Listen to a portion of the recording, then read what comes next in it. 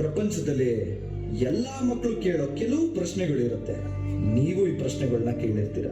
ಅಮ್ಮ ಸಾಕ್ಸ್ ಅಲ್ಲಿ, ಸೋಪ್ ಅಲ್ಲಿ, ಟವಲ್ ಇಲ್ಲ, ಟವಲ್ ಇಲ್ಲಿ, ಶರ್ಟ್ ನಾನು ಇಲ್ಲೇ ಕಳ್ಸಿದ್ನಲ್ಲ, ಪ್ಯಾಂಟ್ ಅಲ್ಲಿ, ವಾಚ್ ನೋಡ್ದ್ಯಾ, ನನ್ ಚಾರ್ಜರು, ಹೆಡ್ ಫೋನ್ಸ್ ಇಲ್ಲಮ್ಮ, ಅಮ್ಮ ಗಾಡಿ ಕೇಳಿ, ಲಂಚ್ ಬಾಕ್ಸ್, ಅಮ್ಮ ಟಿವಿ ರಿಮೋಟ್ ಅಲ್ಲಮ್ಮ, ನನ್ನ ಫೋನ್ ಅಲ್ಲಿ, ಪರ್ಸು. ಅಯ್ಯೋ, ಈ ತರ ನೂರಾರು ಪ್ರಶ್ನೆಗಳನ್ನ ನಮ್ಮ ಅಮ್ಮನ ಹತ್ರ ಕೇಳಿರ್ತೀವಿ. ಆದ್ರೆ ನಮ್ಮ ಅಪ್ಪನ ಹತ್ರ ನಾವು ಕೇಳೋದು ಒಂದೇ ಪ್ರಶ್ನೆ, ಅಪ್ಪ ಅಮ್ಮ ಇಲ್ಲಿ. ನಾವ್ ಎಷ್ಟೇ ಕೋಪದಿಂದ ಮಾತಾಡಿದ್ರು ಸ್ವಲ್ಪನೂ ಕೋಪ ಇಲ್ಲದೆ ಕೇಳೋಳು ನಮ್ಮಮ್ಮ.